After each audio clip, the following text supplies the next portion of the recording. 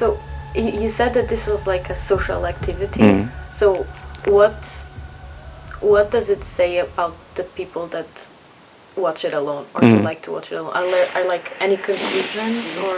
No, because who are they? I've never met a person like that, I don't think. I don't do it alone, ever. I wouldn't. To watch horror movies No. alone? Okay, I kind of watch horror movies alone. Okay, so we met one. So what is it? You tell me. No, that's why I'm curious, because I mean I do watch it with people also, but sometimes I do watch it alone. Yeah. And I was curious to know if there was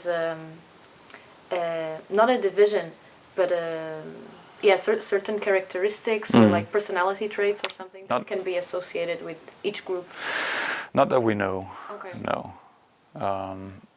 We did do one study in which we looked at different motivations for, and for some people it is really about the social, social aspect.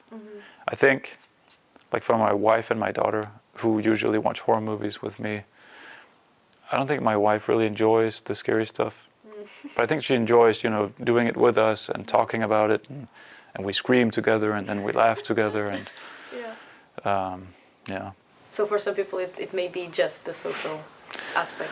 Yeah, so that the fear is a price they're willing to pay for a meaningful social experience, and really they wish it didn't have to be so scary. People have different kind of levels of tolerance. So the sweet spot of fear for me, or the ideal scariness, is different from that of a 6-year-old or somebody who has never watched a horror movie in their whole lives. Okay.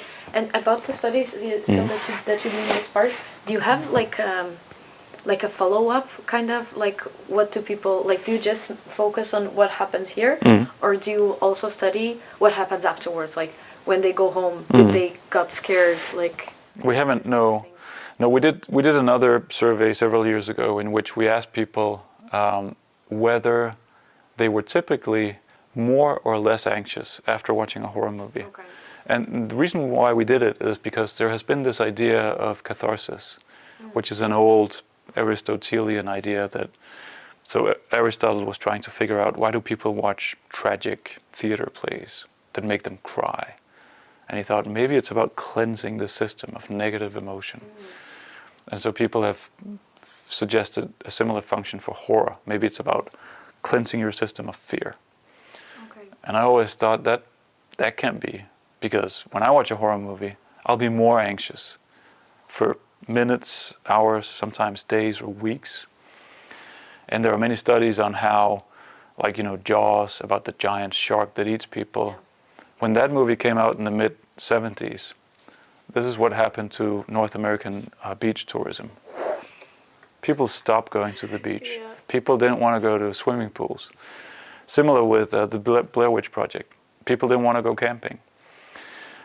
So there are those. Interesting. It is.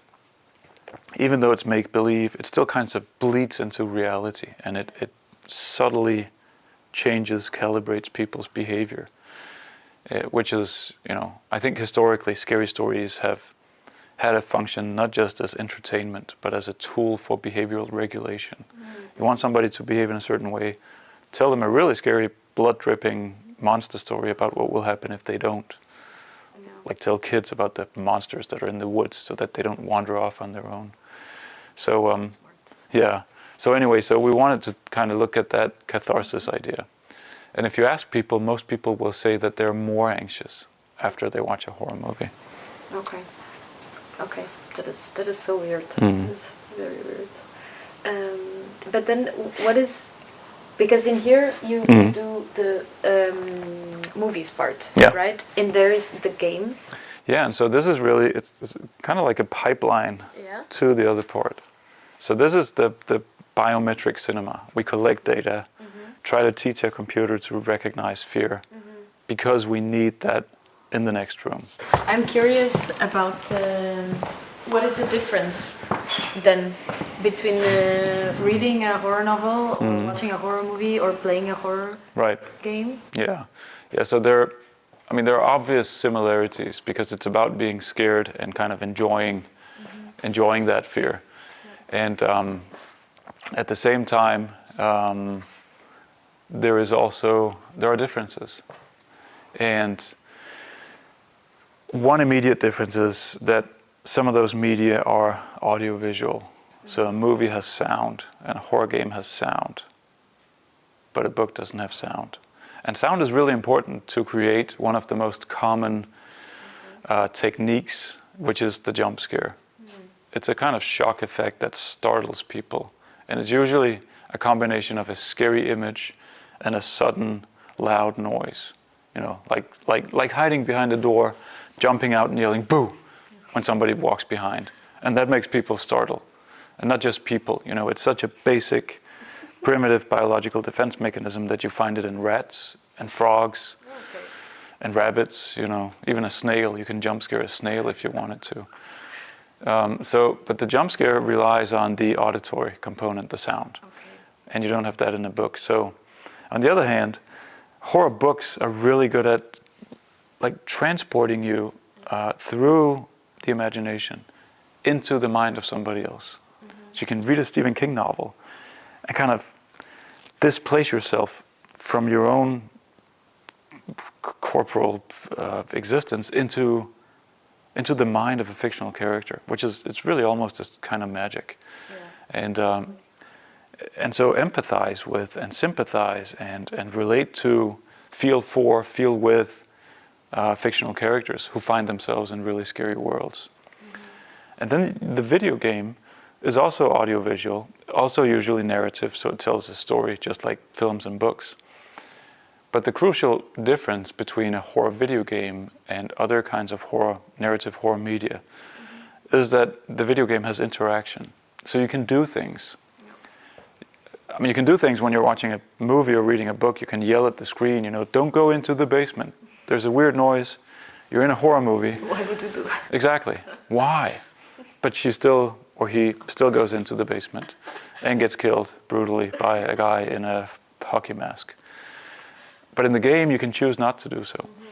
And so that element of interaction, the fact that your behavior has consequences for the way in which the story unfolds, can lead to a higher level of immersion or presence. You know, feeling that you are in the digital world, feeling that it's your ass on the line, that there's something at stake here, which can lead to higher levels of fear.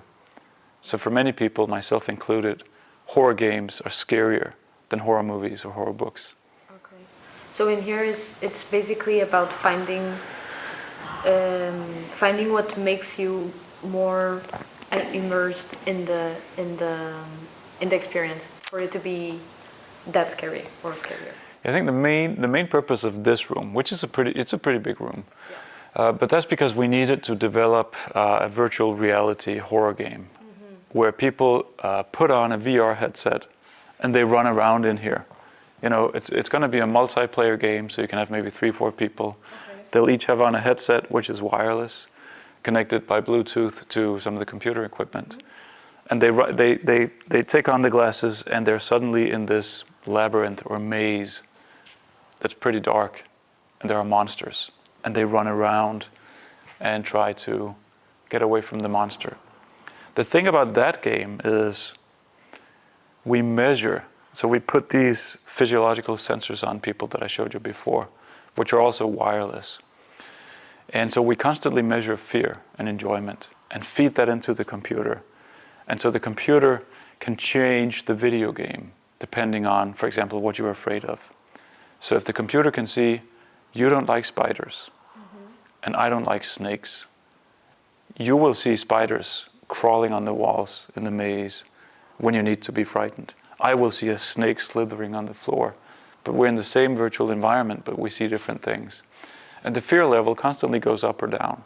Like it might become more light or darker, the sounds might get scarier, the monster might grow in size, to constantly keep us in what we call the sweet spot of fear. Okay.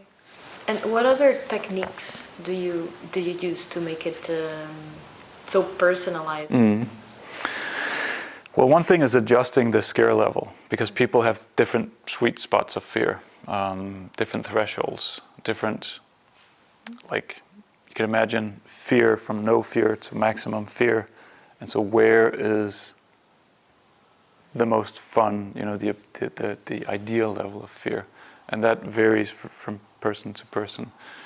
But then also we measure phobic responses.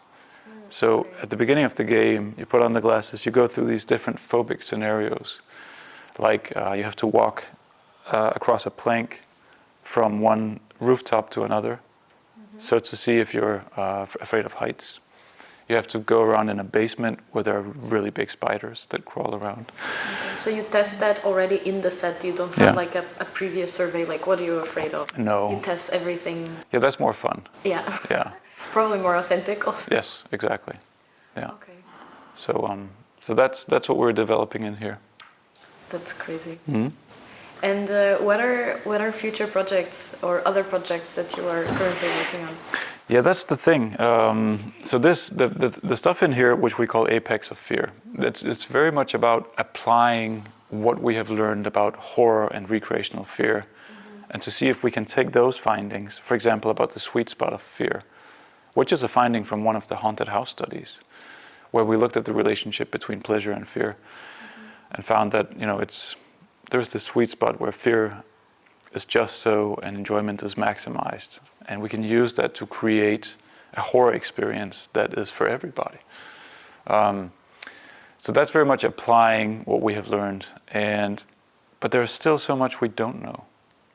Like that, I drew the land of recreational fear, but it's still like a satellite image. We need very much more kind of close-up, detailed maps. There are many studies that we need to do. Like we don't know much about old people and recreational fear.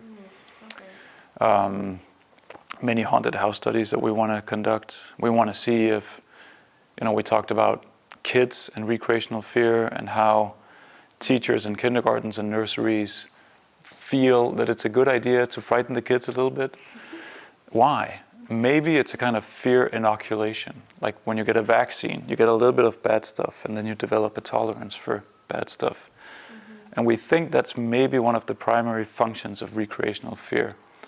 Is a kind of get a little shot of fun fear and then develop coping capacity for stressful situations in real life. So maybe recreational fear in childhood can counteract the risk of developing anxiety disorder later in life. I mean, maybe it has that kind of clinical therapeutic potential. That's something we want to look at. So you would do like a very big, long study, to probably follow the children for their lives. Yeah, that sort of longitudinal study is extremely difficult and expensive. So we need more funding, but ideally that's what we would do. Okay. Yeah. It was about the VR. Mm-hmm. Because before, so there were novels, right? Then there was movies, then there was games, now there's VR. Yeah. What do you think is coming next? Do you think there's something coming next, or VR is going to be that? I think VR. Yeah, it's that we're close to the end of the line now, because these technologies get more and more immersive, and the more immersive they get, the more you reduce psychological distance, and so at some point, the experience is going to be indistinguishable from reality, and that means the fun part goes away, because it needs to be play. When people enjoy recreational fear, it's because they're in a safe frame. They know it's just a movie, or just a book, or just an actor with a pig's mask. They might forget it for a split second. I don't personally like horror VR games because I feel it gets too real. Yeah. And I don't need real horror. I need horror that's imaginative, that's pretend, because then I can play with it and enjoy it. And so probably in the future we'll get less bulky headsets. Maybe more natural to yeah, I think so. It could be, I don't know, maybe 2 generations from now, people will be born with a USB, in their neck, and you can plug them into the Matrix. And that sounds horrible. Yeah, but I don't think people will want that sort of horror experience. Yeah, probably not. No. Then I have another question, because you touched on the point of anxiety before. So can horror? Okay, so it can help. But can it also make it worse? Can it be triggering? We think it can help. We don't know exactly yet. I mean, we have some results that point in that direction. And we have, I think, scientific backing allowing us to say that probably horror can be beneficial for mental health as a protector. Yeah, and resilience, and yeah. There are also negative effects, and they're very well documented scientifically. There was a whole industry back in the 1980s of especially media scholars looking at short-term and long-term negative psychological effects of watching horror movies. But what they did was mainly ask American college students if they had any recollection of traumatic experiences with scary movies when they were kids. And if you ask people like that, almost everybody says yes. I remember being 11 years old, sneaking into the living room in my pajamas, and my parents were watching Poltergeist, and I looked at it and I couldn't sleep for 2 weeks. You know, that sort of thing is very common. But that's just one side of the story. So those people in the 80s, they only looked at and for negative effects. It didn't even occur to them to ask about positive effects, which is kind of like if you went to a kindergarten and you found a bunch of kids in a sandbox and you asked them, have you ever gotten hurt while you were playing? They'll all say yes. One time I fell down from the tree, I scraped my knee, or somebody else hit me in the head with a shovel in this sandbox. And that seems a bit extreme. But that's what happens. That's why we keep kids under constant surveillance, because they are erratic. So if that was your methodology, ask kids about negative experiences with play. You're going to come away with a strong impression that play is bad and should be prohibited. But you need also to ask them, do you have fun playing? Do you have meaningful experiences? Did it bond you with your friends? Did it teach you something? And it's a similar thing with horror and recreational fear, that there has been a bias so that people have looked mainly at the negative effects. And for most people, because most people, when you ask them, say that they enjoy frightening media, it's more than half. For most people, those mild negative behavioral disturbances are a price they're willing to pay. So I know that if I watch a really scary movie, I will look under the bed before I go to sleep to check for monsters. And I will make sure that my feet don't stick out from underneath the bed cover, because that's what the monster will eat first. And that's okay. I mean, that's a price I'm willing to pay for all of the positive things, like bonding with my wife and daughter, my co-viewers, getting the arousal, maybe challenging my own tolerance, maybe developing some resilience. And when do you think this change happened? So people stopped focusing only on the negative, and it's like, oh, maybe there's some positive things here.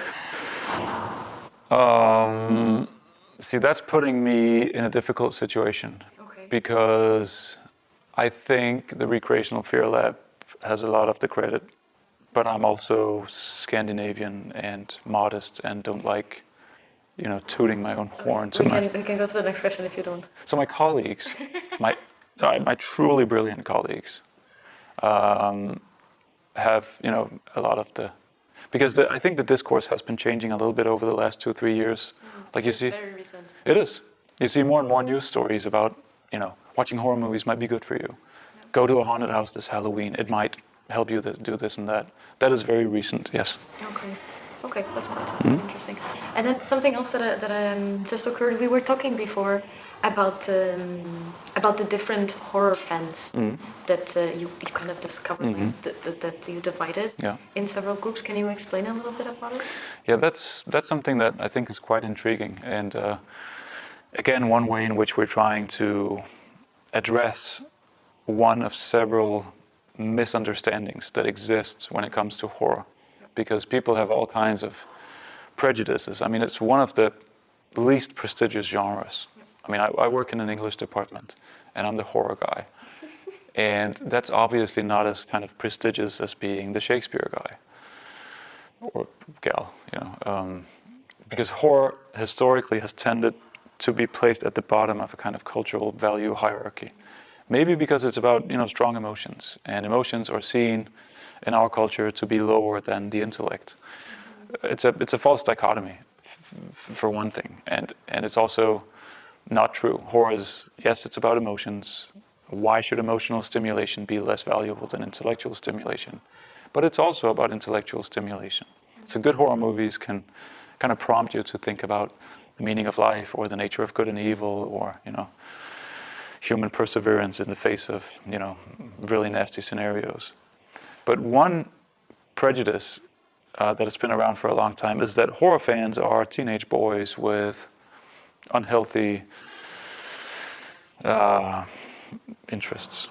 You know, teenage boys sitting in their basements, watching slasher movies about killers wearing masks, chasing teenage girls. That's not the case. So we did one study in which we wanted to see if there was this special kind of psychological profile for horror fans.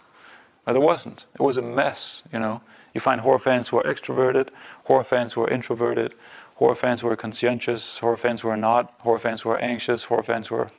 So, yes. So we did another study in which we looked at different kinds of motivation for engaging with horror. And we found, the first study we found two different kinds of horror fans.